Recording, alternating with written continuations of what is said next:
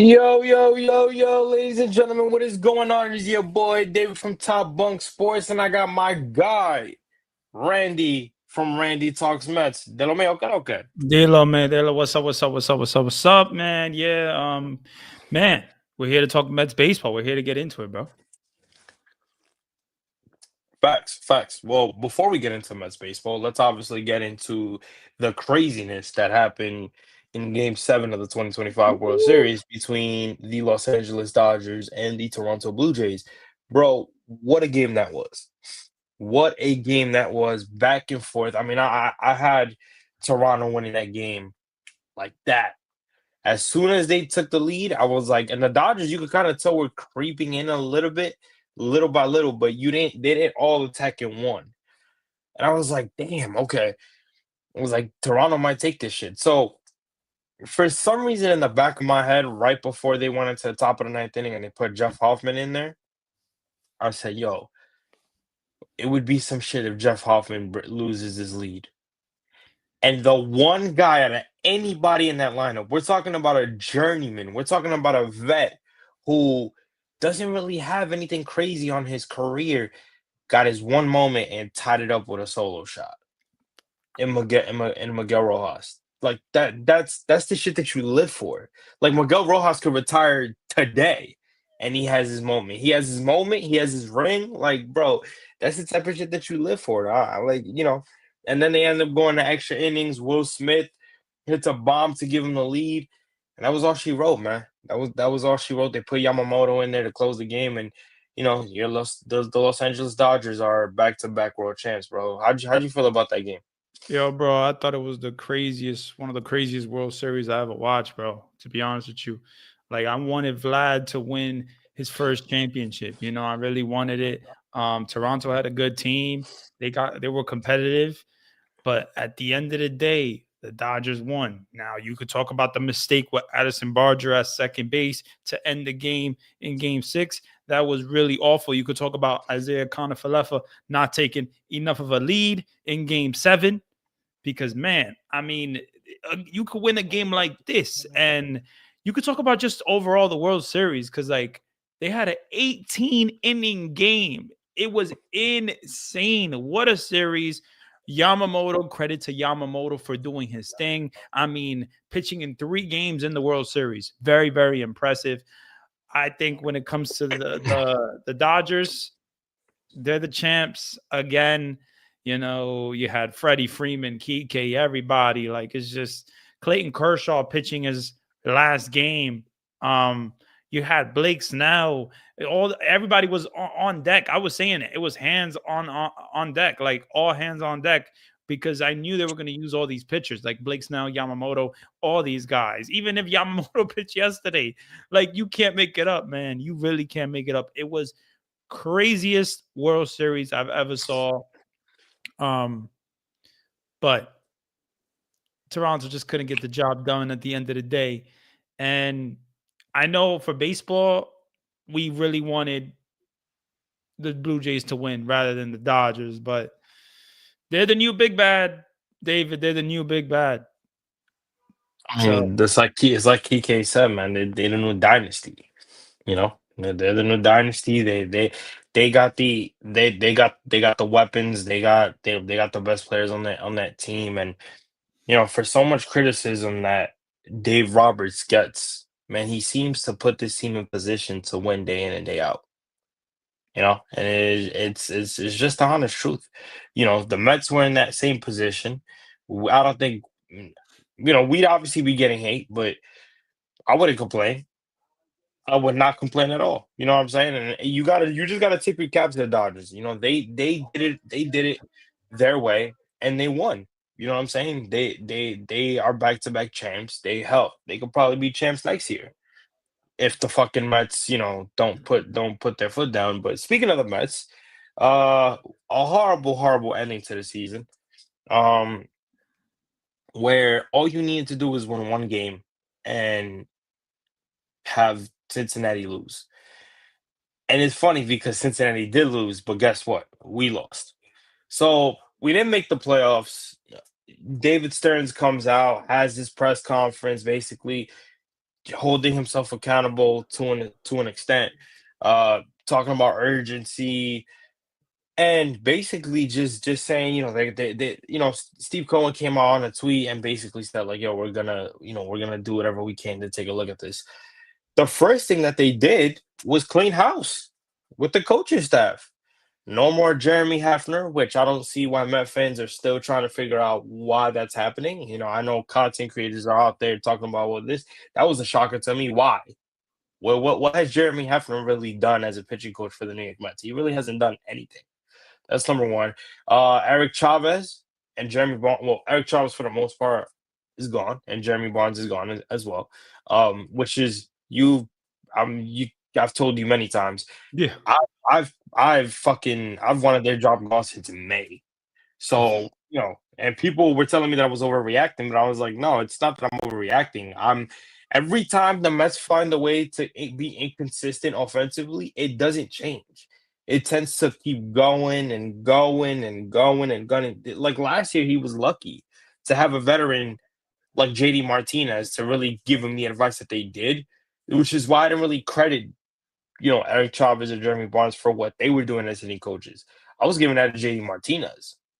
So now that they finally woke up and smelled the coffee with those two, they finally put their foot down and was like, "Yo, we can't have that. We cannot have that." Antoine Richardson, a guy that was very important to Juan Soto and the rest of the team in terms of base running, in terms of connection, right? Because we've heard other players on the team like Lindor, like Nimmo, even Pete to a certain extent, talk so much about Antoine Richardson, and for him not to be back is very hard. It's heartbreaking to me because Mhm. if I'm the president of baseball operations and I'm noticing that, right? Why would I want to break up a bond between a first base coach and a player? Now, granted, I know people are gonna be like, well, maybe Antoine wanted a bigger role. That's cool. I've Listen. I ain't know. It's wrong of me to say that I shouldn't. He shouldn't go get that, right? But at the same time, it's like it almost feels like they didn't really try their hardest to try to bring him back, and we don't know the full details.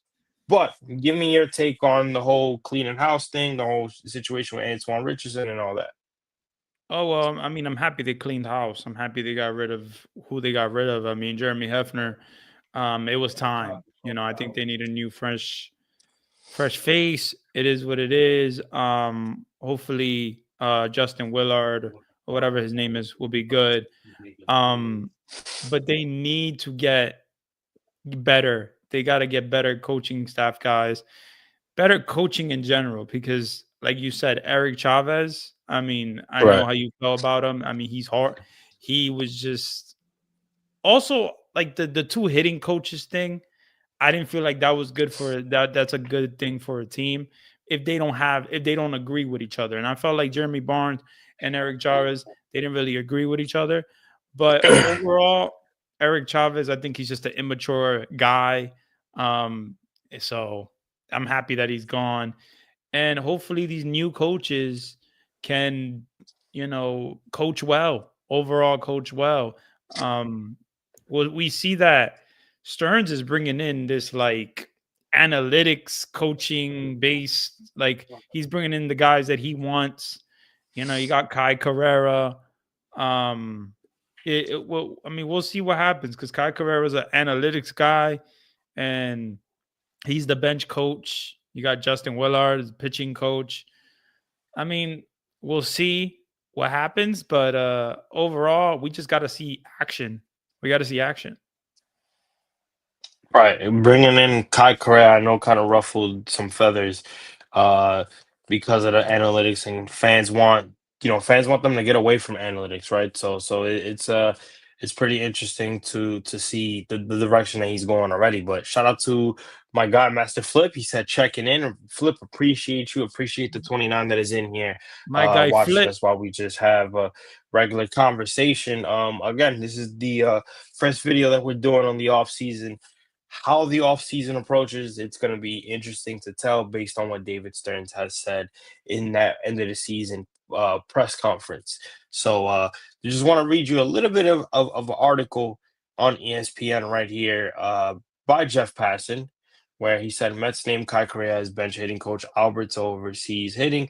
So the New York Mets are remaking their major league staff by after they fell short of a postseason berth, naming a new bench coach and lead hitting coach. The Mets have hired Kai Correa as their bench coach. The team announced Wednesday Correa will be manager Carlos Mendoza's right hand man and comes to New York after a previous stint as a bench coach and interim manager in San Francisco and serving as an inaugural part of Cleveland's coaching staff in 2024. Jeff Albert, the Mets director of hitting development, will serve as the team's lead hitting coach in 2026 and be in uniform.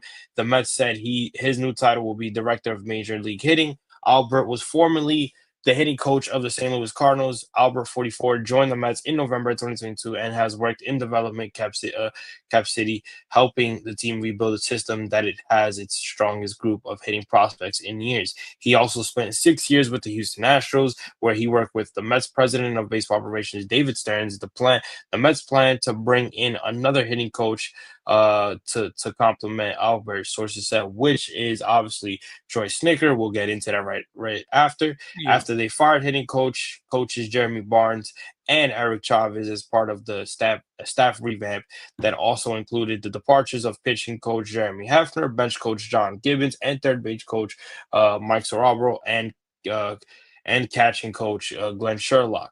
Following the 45-24 start, the Mets over the final created over the season's finals 3.5 months and finished 83-79, losing a tiebreaker to the Cincinnati Reds for the final National League wild card spot. And then it says, obviously, the Mets offense finished 10th in the major league in runs scored and returned most of their young core, including outfielder Juan Soto, shortstop Francisco Lindor, outfielder Brandon Nimmo, first baseman Pete Alonso said he plans to opt out of his contract, obviously as that came out. But then when we go into the final uh, hitting coach for the staff, which was mentioned in Jeff Passan's article, right? It says here, and this article was by the Mets insider Anthony DeComo. The Mets made another significant staff addition on Monday, bringing in Troy Snicker as a hitting coach, according to a source. The club has not yet confirmed, which they did. Snicker, 36, will serve under Jeff Albert's team's recently promoted director of hitting. The tandem, those who will replace Eric Chavez and Jeremy Barnes, the Mets co-hitting coaches last season. Jesus Christ. Last season, the son of former Braves manager Brian Snicker, Troy Snicker has spent the past 7 seasons as one of Houston's hitting coaches. He won a World Series with the Houston Astros in 2022, but the team declined to renew his contract after an injury revamped 2025 campaign that saw them lose superstar Yordan Alvarez for much of the season. In New York, Snicker and Albert will work to improve an offense that finished sixth in the major leagues in OPS of .753 and tied for ninth in runs per game, which with 4.73. So again, I would say that this is more of an analytic driven. Mm-hmm. And my bad, I thought I put the article up there. I was kind of reading it, and I didn't get to put the article, but this was the article, like I said, from Anthony DeComo on MLB.com. Mm-hmm. So Troy Snicker obviously has a little bit of a background in terms of success when it comes to hitting. He was part of the World Series champions Houston Astros in 2022. So that means he was able to take a young Jeremy Pena, a veteran like Jose Altuve, from what he's learned from previous head coaches, Yordan Alvarez, who, like they said, they didn't, he had injuries, so the Astros wanted to go in a different way. But a lot of the great numbers that they had that year in terms of offense came from him. Um, he helped that system. And again, this is David Stearns bringing in guys that he's personally comfortable with, that he knows how they work. Again, David Stearns used to be the baseball president of baseball operations in Houston. So with him trying to bring those comfortable pieces, not only do you get younger, not only do you get fresh new minds in there, right? But you get guys that have, within Troy Snicker's case, a guy that is proven, and for him to lead the way for this offense to be much better. Your thoughts on the hitting coaches so far? Well, I think when you're bringing in someone of a winning pedigree, I approve of it. He won the championship in 2022 with the Astros. That was good. I think, like you said, Jeremy Pena. You got Yordan Alvarez. You got Altuve. You got those guys, and he's worked with those guys. But it's good that he saw a winning pedigree, and he's coming from a winning pedigree. So I think that's a big Right. thing. And this is a guy that had success. And overall, all you can hope is that this success, you bring some success to the Mets. Right. Overall, I think a hitting coach is important, but the players got to execute. And if the players don't execute, then nothing's going to happen. So we saw a lot of struggles with the Mets in 2025. They weren't hitting with runners in scoring position. It was one of the worst teams with runners in scoring position. You saw a lot of miscommunication between the hitting coaches and the players. You saw the fans, trying to get these guys out of here. But if a Troy Snicker, the son of Brian Snicker, if he can help these guys, then I have no problem with it. At the end of the day, we got to see action, and we got to see results. You know how New York is. I mean, Right. we believe in results. That's what we believe in. And Right. if this guy can bring that, then great, man, because we need to win and we need better. I feel like we need better hitting philosophies. I think we do. From what I've seen. Right. My question to you, where are you within the team and them following analytics? Because there are a lot of fans that don't think that they should be following analytics, that they should just go straight to original and just following on, mechanical Yeah. hitting instead of looking at analytics. Where are Um, you on that? I think every baseball team is going to use analytics. Right. But if the Mets want to go heavy on analytics, then I can't really stop them at the end of the day. I think you look at a team like the Blue Jays, who we just talked about, who was in the World Series. That's a team that they do analytics as well. Like they're into analytics, but not as much. And they just try to put the ball in play, try to do things, little small things. That's what I really liked about the Blue Jays and seeing those teams, the little things, and hitting with runners in scoring position, that type of stuff. But for the Mets, I think analytics, David Stearns is an analytics guy. We are going to hear so much about analytics. And I think at the end of the day, I don't think it needs to be the be all end all when it comes to their approach with the analytics. But if you can use analytics and just use your eye, like just for it to be simple, like, put the bat on the ball. Don't try to chase out of the strike zone, that type of Right. stuff. Like, if you can use it to your benefit, then cool. But if it's hurting the team, then I'm not going to be a fan of it. But I think from what I'm hearing, also in the minors, a guy like Jet Williams, he did an interview the other day. I think it was with Metcast, and he was talking about everything that they do.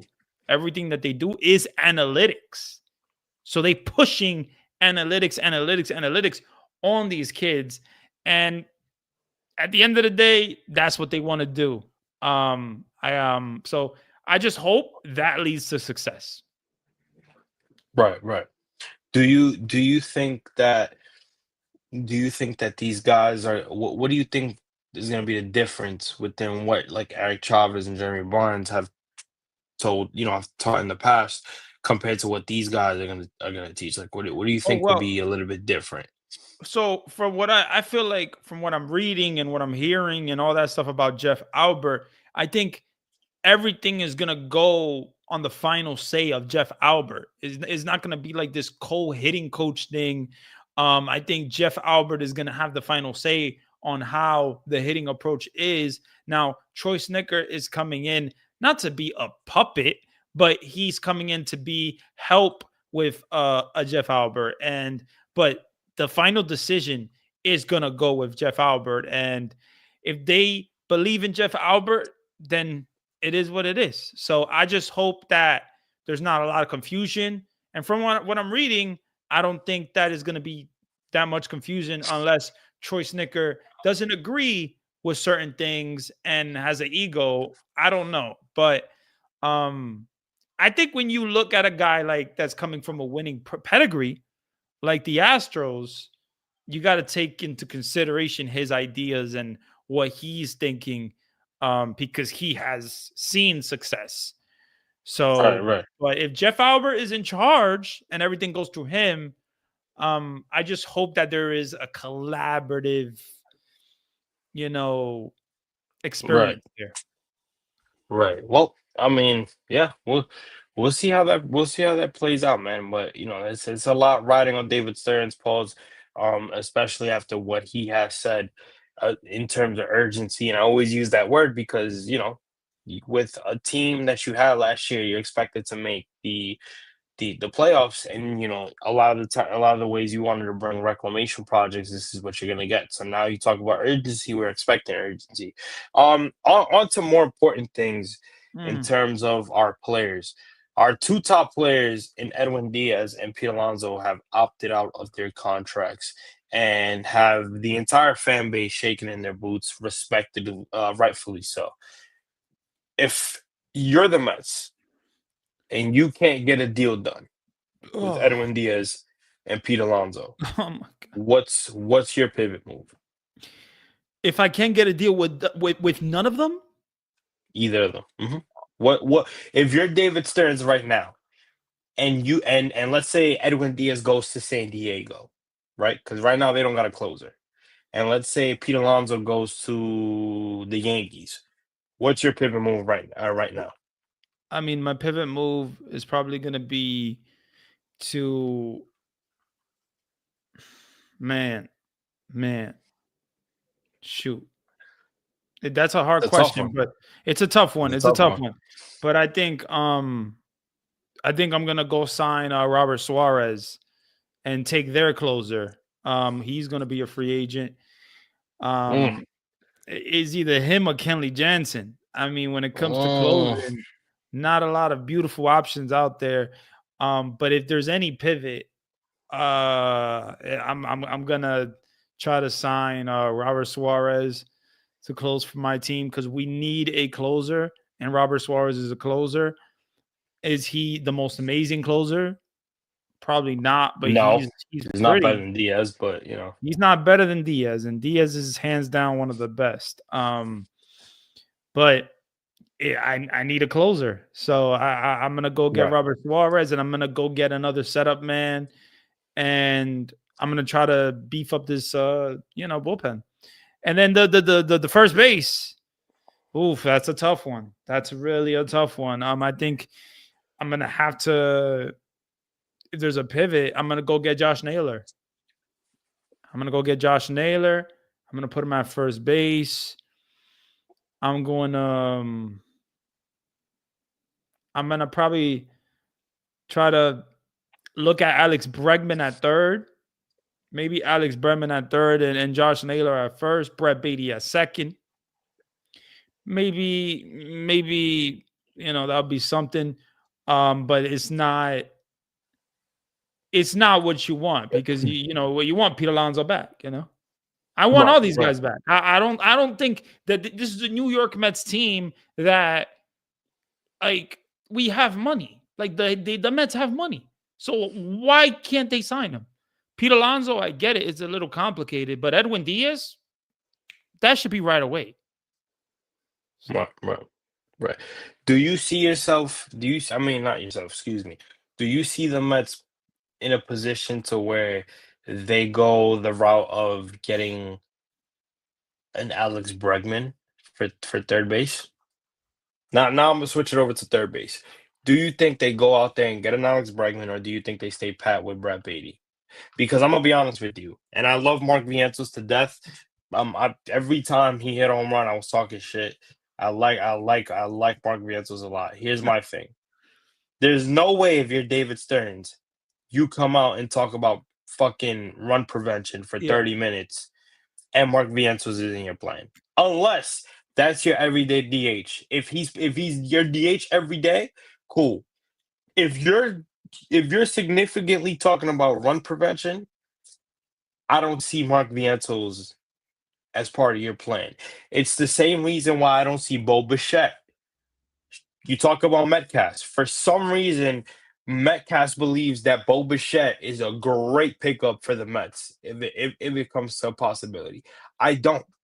I understand that he's one of the best hitters in baseball. You look at his numbers; he has a 292 career average. I get it. I understand that, but sometimes I got to deal with the fact that he's not a good defender on the field. So if my president of baseball operations is talking about run prevention, why am I? I don't see them sticking with Mark Vientos. Not that that's what I want. I don't. Yeah. I want them to keep Mark Vientos, but I'm trying to think logically based on what my president of baseball operations is saying. Yeah. So Yeah. my question to you is: do you see them pivoting to an Alex Bregman, or do you think that they stand pat with Brett Beatty, who is the better defender than Mark Vientos?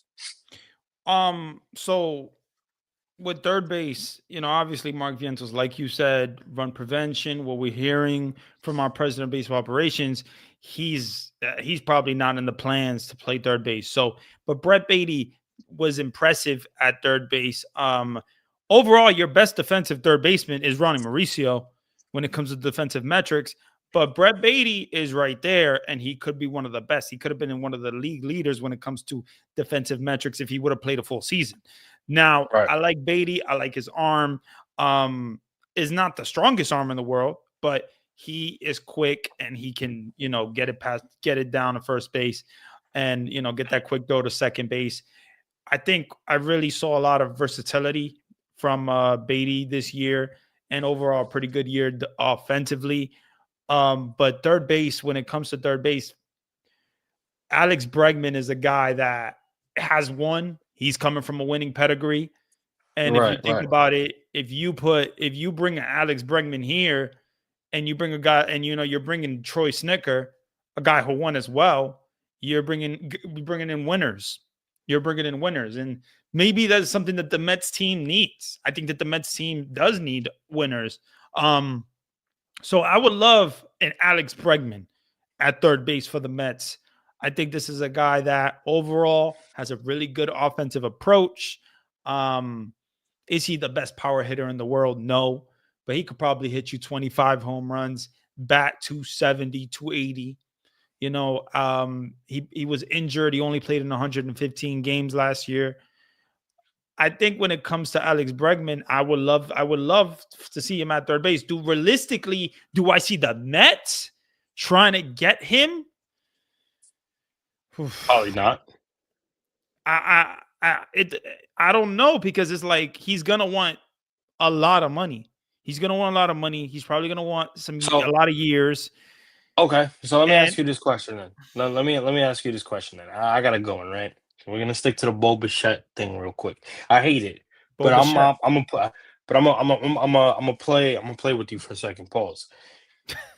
If you had to choose right now between Bo Bichette and Alex Bregman from a hitting perspective, who would you choose? Oh wow, wow, that is hard. It's I'm gonna tell you right now who I would go with. yeah. Bregman. Please go ahead. I'll stick with Bregman. Okay, okay. I'll stick with Bregman. Wow.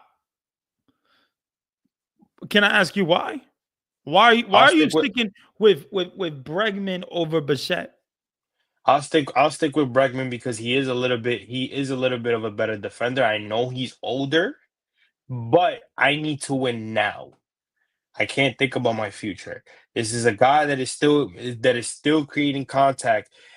He's making contact at his age. He's still one of the prolific hitters in the game right now, and he brings a championship pedigree that I could have in the corner where I don't have to think about a defensive liability being there. Where I can have a Brett Beatty at second base, where he's not that bad defensively. He's not great, but if we watched this game with these games every day. Brett Beatty was not that bad. And again, until Jeff McNeil is traded, he's gonna play a reliable role at second base, right? Luis Angel Acuna might not be in our opening day roster. it might be just Brett Beatty and Jeff McNeil. So I'll take my Yeah. chances with that. But I have somebody in Alex Bregman that is a veteran that can still hit, that is a solid defender in the corner, and he brings a championship pedigree. So where now I could take off the pressure from Mark Vientos because he's still going to play a factor and put him at DH and just let him rake and show off the power that he showed in 2024. Where Bo Bichette, yes, he's younger. I understand that, but he's more injury prone. And he's a really bad defender. And I don't think people take that into consideration because all they look at is the offense and his age. But am I Yeah. really going to be dealing about his offense if every time he gets hurt, I got to wait 2, 3 months for him to come back? Because every time he gets hurt, he's out for a long time. I'm in a group chat with a lot of Toronto fans, and that's all they tell me. They love Boucher to death. They praise him a lot, but they say, yo, when he gets hurt, he's out for a lot. And that could be very concerning. That could be very, very concerning for a baseball team. I mean, if we somehow sign Bichette and we put him in the lineup and then he gets injured, I mean, that's gonna suck. And like you said, if he's gonna be injured for a long time, it's gonna suck even more.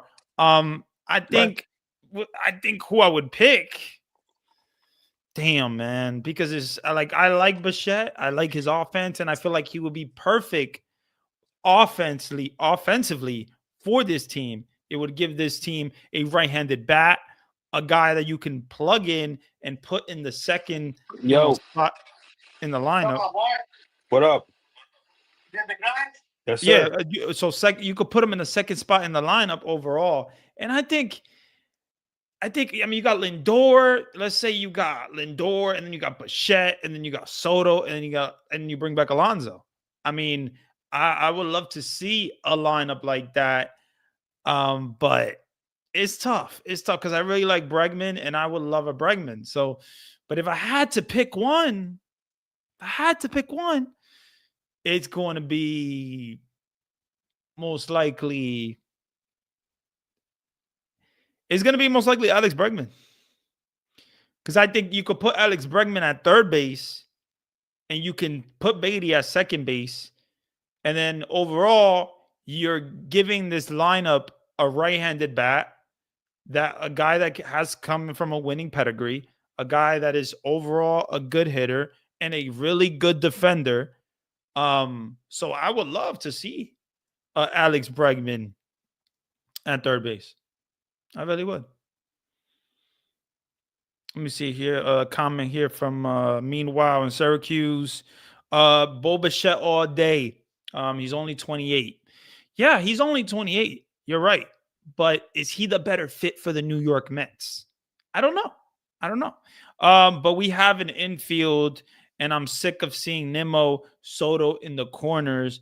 One of them have to move to DH. Get Belly or Tucker. Beatty wasn't a problem.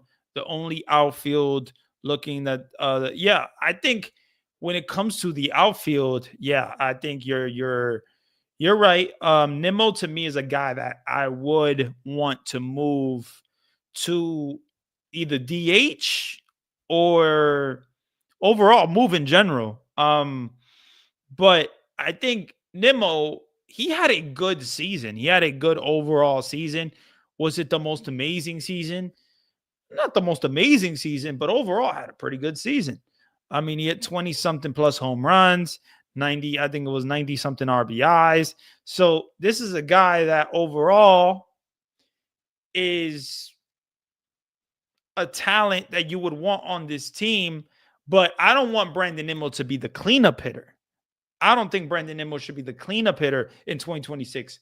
So if you put Brandon Nimmo in the sixth spot, and you put, let's say, Alex Bregman in this lineup, and you put him, let's say, behind Alonso, now you have, you have Francisco Lindor, you got Soto, you got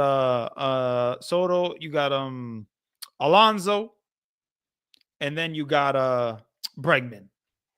And I think when it comes to these guys, you haven't seen a real bat behind Pete Alonso. So if I would pick Alex Bregman. Mm-hmm. Yeah. Again, To me, it would only make sense. You talk about run prevention, and then you're gonna get a guy like Bo Bichette, who is literally the top guy. Not I wouldn't say the top guy, but he's another candidate for the complete Yeah. opposite of run prevention. So And, it and wouldn't also make any sense the to me. fact that he opted out of 2 more years, 80 million. I Yeah. mean, this guy is gonna want like 100 something million. He's probably gonna want like 150, maybe like around there. Well, Metcalf had him projected at 8 years, 180. So 180, maybe yeah. 180. So I don't know. I don't. 8 years, I just 180. don't. I personally, for yeah, he's a good hitter, but just because you're a good hitter doesn't mean you're warranted 180 fucking million dollars. Like, no, I'm sorry. You're a bad defender. You're always hurt. Nah, bro. You Oh, got you to be talking about more Bichette? reliable. You talking I'm about talking about Bichette Bichette. is Now, 880. Bregman, on the other hand, is a little bit different. He's warranted that. Yeah.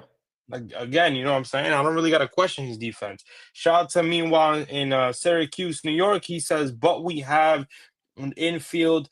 I'm sick of seeing Nimmo and Soto in the corners. One of them have to move to DH. Get Belly or Tucker. Beatty wasn't a problem. The outfield looking like they were running underwater. Yeah, I honestly agree with you. Here's my problem. The only person that you can move to DH is Brandon Nimmo. Now, Brandon Nimmo, yeah, it would kind of suit him because now he's trying to uppercut more. He's trying to show off his power. But how many of those at bats are going to be home runs? You know what I'm saying? Like how many of those at bats is he going to drive in the gap? So I would just hope that if they're constantly if he's more consistent, he's not consistently striking out, and he's putting the ball in play, then yeah, 100% move him to DH. I just At hope the same time, whoever they put at DH needs to be the DH. I don't want to see this platoon DH crap. I don't want to see that. I don't think that is a philosophy that is successful. Where do you see that in the MLB? Who's the DH that is so platoon? Like, where's a platoon DH in the MLB? Who has that? Like, who has that? The Dodgers have Shohei Ohtani. That's the DH. Kyle Schwarber is the DH of Philly. Like, we need one DH and that's it. We don't need another DH. We don't need two freaking platoon DHs. And I don't want to bring back a Starling Marte to take more at bats from younger players. I don't want to do that. So we need I just. agree. I just think like when David Stearns was when they asked him the question, he was like, "Oh, I don't really have a problem with that. Why not? Why not? Like, what is it? What is it that you That's like? our Pobo. What is it? That's What our is it that Pobo. you like about the inconsistency of the DH? Because we haven't had a good DH overall. Overall, with the New York Mets, ever since the DH has come to the National League, we haven't had a good DH. Who? Who was the DH? We had JD Martinez. He was good in June. In June, that's it. That's it. Yeah. So I don't know. I don't know who's going to be DH. I don't want to see a Starling Marte and a Jesse Winker. I don't even think that was going to be a good plan. I was Right. never a fan of that. Everybody was like, "Oh, we're bringing back Jesse Winker. Oh my God. Oh, he's going to be so good." No, he was like, come on. Look at his career. You think Jesse Winker's an overall great player? You think he's going to be the DH that you need? Like, I just don't see the platoon DH and the need for it. Nah, like I want a singular guy to take charge, get the at bats day in, day out. That's it. Right. Right. So do you think a situation where they move Nimmo to DH and they bring in a Bellinger to play left field would be suitable?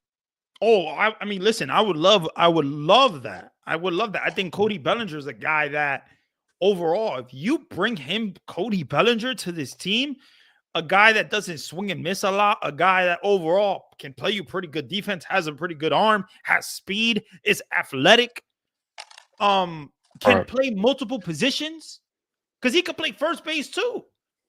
Right. So, Right. like, That's a fact. Right. a lot of versatility. Overall, Right. I would love love a Cody Bellinger at left field, and you put Brandon Nimmo as the DH. Now, what does that do for Mark Vientos? I don't know. He's probably traded. Right.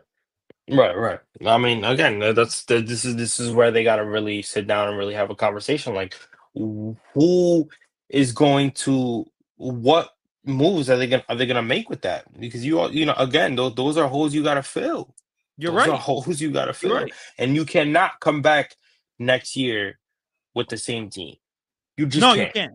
You You cannot. just can't. You You just cannot. can't. But you got to bring back again. If they my I'm gonna be honest with you guys. I love Pete to death. I would, bro. I know it's all about the name in the front and not the name in the back. But I love Pete. I'd be more willing to bring back Diaz than sign Pete.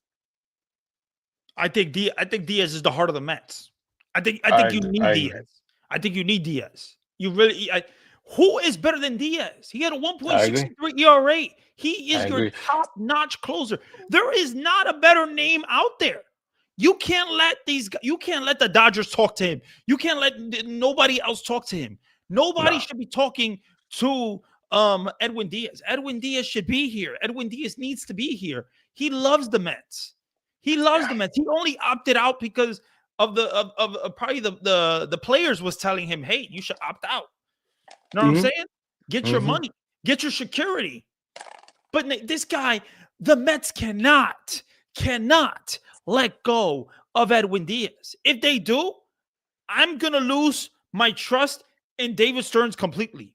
It's at 35% right now. It's at Right. 35%. Like Right. overall, this team needs to get better. How are we going to get better without Edwin Diaz? So then I say that to say that if I'm choosing Edwin Diaz over Pete Alonso, the only move we can make is Josh Naylor. And I know people are like, ugh, Josh Naylor. You got to think about it. Yeah, he's not going to give you the power that Pete Alonso gives you, but he's a really good contact hitter. Yeah. He's gonna put the ball in play. He's not that bad of a defender as people make it seem like he is. So technically, what am I really losing besides my power? Now, granted, again, people are going to be like, well, where does your power come from? My power comes from Lindor. My power comes from Soto. My power can come from fucking Mark Vientos. If Yeah. Mark Vientos is a DH. And if Brandon Nimmo becomes an even more better power hitter than he is right now, why not have put him in that category? So there's a lot of decisions that are gonna need to be made. Certain trades that might have to happen in the offseason to see how this plays out. But listen, we're this is very important for David Stearns to get this through. Okay, I'm sure, and we don't know this for sure, but I'm sure Steve Cohen held you in check. Like, yo, bro, this cannot happen again. We need to be a much better team. We need to fucking go out there and we need to make the playoffs consistently, especially when we have Juan Soto on this team. Uh Tasua, I don't know if that I don't I've never seen it before, but he says, "Hey Randy and Randy Martino and David, what's What's going going on? on, bro? Appreciate you." Shout 1096 in here. Appreciate y'all. What's My going last on? thing before we head off, Randy, what's this rotation looking like, brother? And before you answer that question, for those of you that saw, Shota Imanaga has opted out and will be a free agent. Well, I think they declined his option, but either one, I gotta double check that. But he will become a free agent, and that is a big arm, a big lefty arm that is in the market right now. That was at one point rumored to have the Mets were rumored to have interest in him before he signed with Chicago. So, Randy, my question to you is, what do you see the rotation looking like for 2026? And if you're the Mets, do you think that they'll take a shot at Shota Imanaga? Well, man, I mean, it gotta be better, right? A 2026 rotation has to be better. I think you gotta bring in two starters, minimum. I think you gotta bring two starters minimum. I would start with a Tarek Skubal. I mean, I would go for Tarek Skubal. I think if he's on the market, you got to go for Tarek Skubal. Now we know that Nolan McLean ain't going nowhere. Nolan McLean is not going to be traded for Tarek Skubal. But if they want a Jonah Tong, a Brandon Sproat, maybe a Brandon Sproat, an Acuna, whatever. I think I saw a deal with it was with Brandon Sproat, Acuna. Who the hell was it? It was something on MLB Network. I forgot what it was. It didn't look that bad. I was like, all right, you know what? Listen, at the end of the day, it was Brett Beatty. Brett Beatty was in the deal. So that's tough. But look, Tarek Skubal, if you bring Tarek Skubal in with a Nolan McLean, Right. I mean, you're looking at a possible special rotation. And if you sign maybe a Dylan Cease or a Shane Bieber, somebody like that, or a Framel Valdez, I mean, Right. you're looking at a special rotation. So I think when it comes to the rotation, I think Clay Holmes is going to be here. You know that.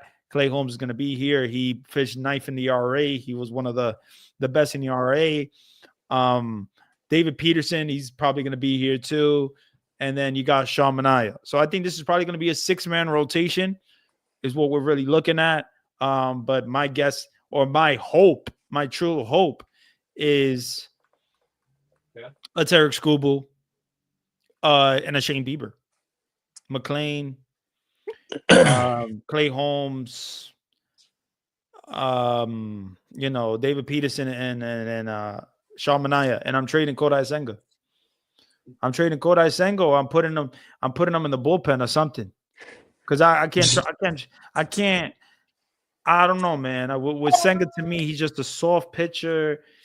He's just, I have some issues with him when it comes to overall, just how soft he is, bro. He's made of glass. He's injury prone, but you got to go for these pitchers. You got to go for these top pitchers. But I get why they wouldn't. Like, let's say I get why they wouldn't trade for Tarek Skubal. Like if Nolan McLean was in the deal, because that's not going to happen. Nolan McLean ain't going nowhere. So, but what I will say is there is no guarantee of the Mets getting Tarek Skubal after, like let's say in free agency. You know what I'm saying? There's no guarantee because we don't know where Tarek Skubal wants to go. So if you trade your prospects for Tarek Skubal and he leaves, it's like, it's tough. That's a tough gamble to take. But I feel that if you trade for Tarek Skubal, I'm sure that Steve Cohen is going to do everything in his power to get him. Everything in his power. Because you're getting, first of all, this is the best pitcher, one of the best pitchers in the game. Him and Paul Skeens are the best pitchers in the game. And I like a Shane Bieber. But you could also go Ranger Suarez, Framel Valdez. You don't like Framel Valdez? You don't like Framel Valdez. He's a good pitcher, man. He's a good pitcher. He's a good pitcher. But I get it. The age. You probably get in the back half of the contract, and also you're getting a little attitude when it comes to Framel Valdez. But I think you got to get better. Overall, you got to get better. The rotation has to get better. So let me ask you a question. You don't think they get better with Ranger Suarez? Yes. I think they do. Okay. I think they do. Yeah. The reason why I asked that question is because I feel like when we talk about adding a starting pitcher to our rotation, which they need to do, people want to bring up Framber Valdez as the number one guy, like the number one option. When I think Ranger Suarez, if they don't get a Tyreek Skubal, is just as good of an option for the Mets. Yes. No, I don't think he's better. I think Framber is better. I'm talking about just the option for the Mets. I don't think Ranger's a number one option. You don't need to be. I think he's maybe a number two. He don't need to be. Exactly. I mean, he don't need to be a number one. That's what I'm saying. He don't need to be a number one. Yeah, he definitely don't need to be a number one. I promise you that. He does not need to be a number one. Now, I'll tell you this. Let's say if they don't trade for Tyreek Skubal, my 4 and 5 could be David Peterson and Kodai Senga.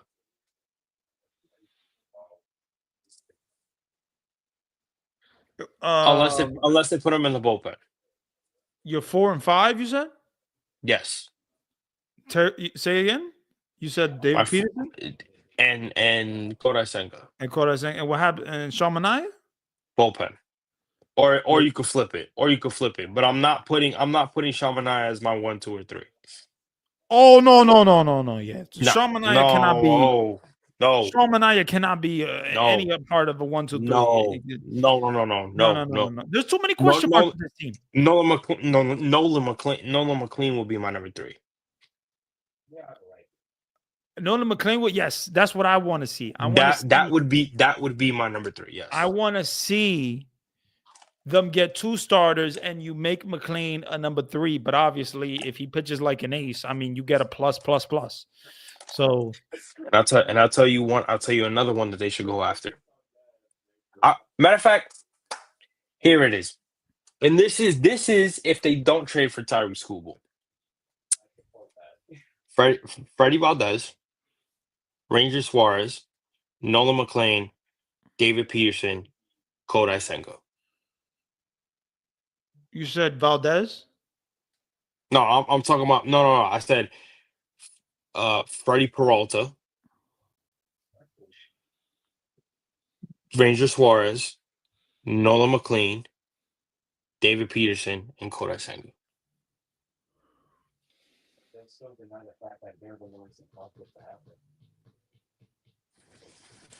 Here's where here's where shit gets interesting. Because you talk about how Kodai Senga is so fragile, why not put Clay Holmes as number 5 and have Kodai Senga come off the bullpen? Clay Holmes is definitely going to be a part of the bullpen. I mean, a part of the rotation. I know that. But why not have him as a number 4 or 5? So You could. I already have 2 lefties, right? I got my 2 lefties, and I got my righty for number 5, and I got my flamethrowers and my ace. I got my flamethrower as my number 3, right? And my youngin as in number 3, and I got my ace and number 1 and Freddie Peralta. But is Freddie Peralta really an ace though? He would still be considered an ace. Absolutely, yes. And I'm just saying that if they don't get Tyreek Skubal. If they don't, who would you rather have, Freddie Peralta or Sandy Alcantara? Mm. That's a good question. That's a good question. Off the top of my head,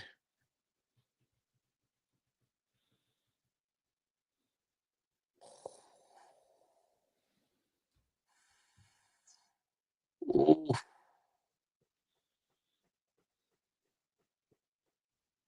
Peralta, Really? Freddie and I, and I Peralta lo- over Sandy? and I love Sandy, but you know what? Sandy gives up a lot of long balls, and he gets hurt. Okay. But how many times has he got hurt though overall? I mean, no. Then again, no. What am I talking about? Nope, nope. I'll take that back. I'll take that back. Nope, I'll take that back. I'm starting to think about it now. I'll take that back. I'm like, no, Sandy's a better pitcher. What am I talking about? He's a way better pitcher. Yeah, I'm sorry. I'll take that back. Yo, my bad, y'all. I take that back. I was just thinking about it. Listen, that was a hard one for me because Freddie Peralta is not as bad as people make it out to seem, man. No, He's no, no, still no, no, no, good. no. Nobody's saying he's bad. Nobody is saying Freddie Peralta is bad. I don't think that he's bad. I think Freddie Peralta is a 1B. You know what I'm saying? Mhm. I don't think he's the 1A. I think he could be the 1B. Okay. I like Freddie Peralta. I do. But Sandy Alcantara is, to me, Alcantara, he got better overall stuff, bro. He got better overall. So what's your package for him then? Because obviously he would have to come here in a trade. For Sandy Alcantara, I'm gonna probably trade. Um,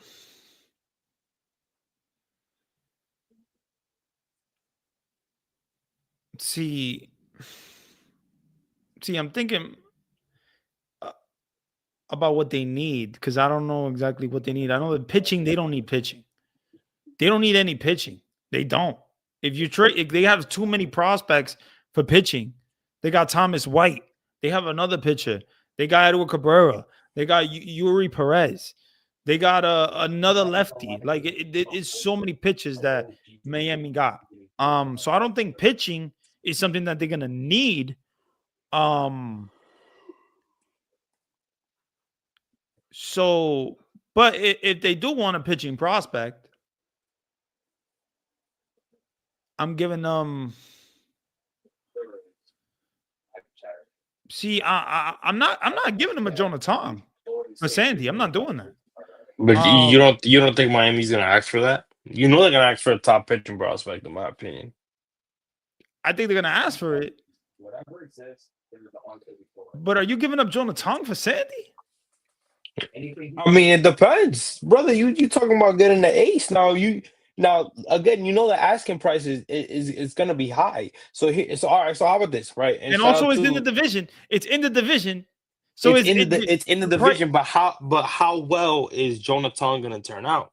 See, that's the thing. I don't know. See, I don't know. And so also, here's my question: Are you prospect hugging, or are you gonna take that gamble and say, "Here you go," because we need to win now? I'm just saying, like that. The only for sure that we know is Nolan McLean and a little bit of Brendan Sproat. That's it. Jonathan really wasn't that good when he came up. I know that, but like there's a reason why the scouts love him. There's a reason why they love him. He's young, but he's like he could be special. And that's the thing about it. But look, you need to win now. You need to win now. And if they need Jonathan in the deal for Sandy, then all right. I don't want to do it. I don't want to do it, but I understand how the business is. They're not going to give Sandy Alcantara for just anybody. I like look. Meanwhile, in Syracuse said, Vientos Tong and make them eat McNeil's contract. You think they'll do that? I don't think they'll eat McNeil's contract. I don't think that they're trying to stay young, brother. I'm gonna be honest with you. As bad as they are as a franchise, they're trying to stay. They're not gonna just take his shit to just eat his contract. Like it's not. I don't think so. No, you're right, man.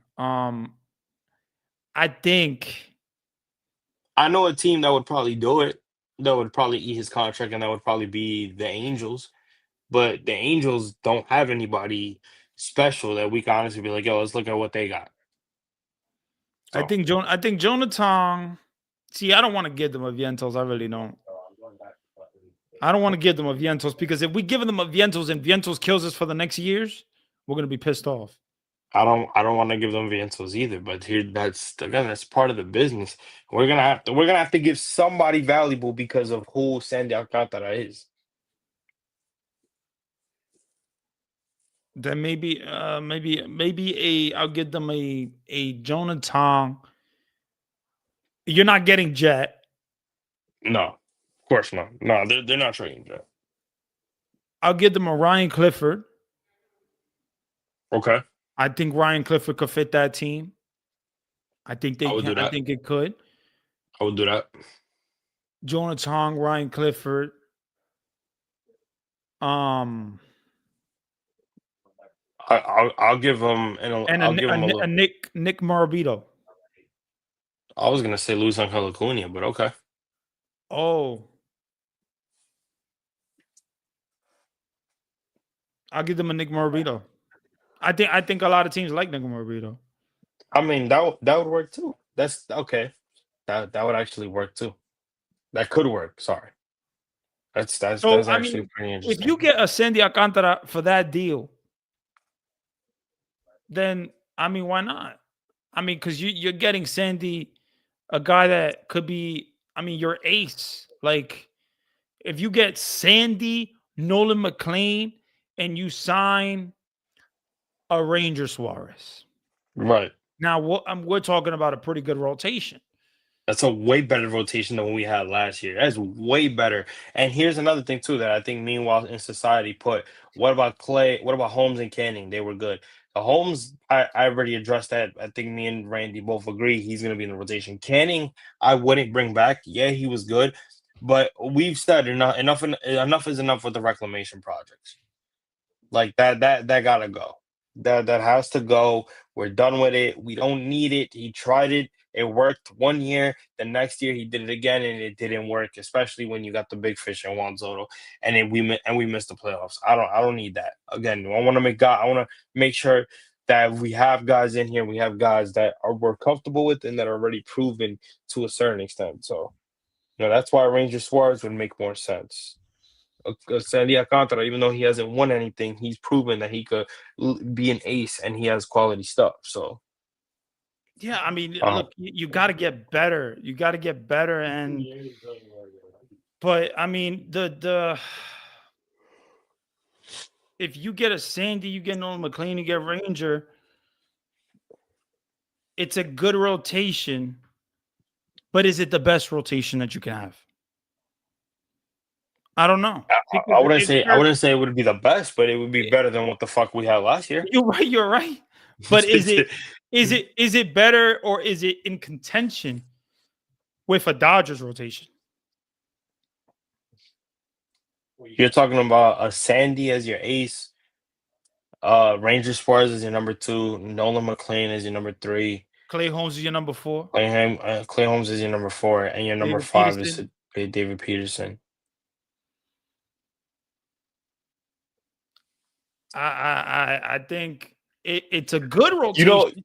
I think for your 1 through 4, yes, You think it's yes. better than you think it's better or you No, think it's I think your he's one in through four kind of contention stands out. Yeah, with the Dodgers? yes, Okay. yeah, Okay. Okay. I mean, yeah. So that's them being consistent, having good years, being able to go past the innings limit for some of them, going six almost at every start. Now pitchers really don't go even seven, but if you could give me at least six almost every start, I'll take it. So is there any worry with Ranger Suarez? His health? no, no, not for me. No, I haven't really paid attention into that, but not for me. I know he's been injured sometimes before. Right, right, right. But he has pitched good. He But has no, he knows how to pitch. Like he's not like a flamethrower, but he knows how to pitch. right. We'll see, man. We'll see. We'll see. We'll see how that goes. But one last comment before we end it over here. He says where Vientos plays out in a few years can't clog up the H because Nemo Soda and maybe Pete Vientos has no future. I agree. And then again, that's why so many of us want him traded because number one, he has no options, and number two, we just want him to be successful somewhere else where he can develop the right way. So we'll see how that goes. But guys, we appreciate you for joining in, listening to us have the conversations. Appreciate those in the comments, engaging with us. Man, this is the very first episode of Mets on Top. We are in the off season mode right now, so most of the videos that we come out with are probably just hypotheticals, and obviously you know, covering the news that comes out within the offseason for the Mets. We're very intrigued to see what David Stearns is going to do in terms of moves, in terms of restructuring the roster, how aggressive he's going to be since he spoke about urgency and how they're going to fix this team. It should be a pretty interesting offseason this year. But my guy, Randy, any last thoughts before we wrap it up? Nah, man. I mean, overall, thanks for having me on the first episode of Mets on Top. I think when it comes to the Mets, we know that the Mets, at the end of the day, we want them. That's where we want them to be on top. Yeah. We want them to be on top. So that Pause. is all. Right, Pause. right. Yeah, yeah. I'm so The used to Mets. saying it. I'm so used to saying it because of the Pope. Shout out to Queens baseball, by the way. But I'm so used to saying it because of him. Yo, that's funny. No, you're right. But yeah, we want them to be on top. The Mets are on top. So I think you want them to win. And we just want to see more move. I mean, obviously, we want to see some moves. Today there was like a little move, but that was like a Tampa Bay pitcher, um, and they're already calling him Dumpster Dave again, and all that. You're gonna hear a whole bunch of crap when it comes to this offseason. But I think the two most intriguing, guys is gonna be Edwin Diaz and Pete Alonso. Like, though, you got to bring back you got to bring back Edwin Diaz, right? And you got to bring back Pete Alonso. But yeah, I'm going to be pissed off, bro. I'm going to be pissed off if they don't bring back Edwin Diaz. Like, I can't even imagine a world without the Mets and Edwin Diaz. I can't imagine it. I can't imagine it. So that's like it's going to be like a nightmare. You know what I'm saying? Like, you would lose like a guy like, I'm not gonna say he's Mariano Rivera, but he is so important to the Mets' success. So, but we got to get better. But it starts with those two. It really starts with those two, and I'm sure you'll hear a whole bunch of things about those two. Scott Boras' client with Pete Alonso. You're gonna hear stuff about Pete Alonso. But we just got to get better at the end of the day. But you can follow me on Randy Talks Mets on TikTok, Randy Talk Mets on the Twitter, YouTube, Randy Talks Mets. And yeah, appreciate you having me, my guy. Yeah, bro. I mean, Randy's gonna be on as a co-host, so you'll see a lot of Randy as we put out more videos. Again, I put his accounts in the description, so make sure you guys shoot my guy a follow everywhere. Like I always say, make sure you like, follow, share, and subscribe to the Top Bunk Sports YouTube channel. Make sure you guys follow Top Bunk Sports on X, Instagram, and TikTok, as we keep putting out more info as we go. For my Knick fans out there that are watching, make sure you guys check out my videos on Knicks on Top at Top Bunk Sports. And let's keep this thing rolling. Again, our very first video of the off season. So many things already coming out that we have discussed, and so many hypotheticals already. What would an off season be without some stupid hypotheticals? I mean, you seen the Bo Bichette, that should already tell you. So yeah, but we appreciate the hundreds that are in here. We will catch you guys on episode 2 of Mets on Top. I am your guy, David from Top Bunk Sports, and I will catch you on the next video. Peace.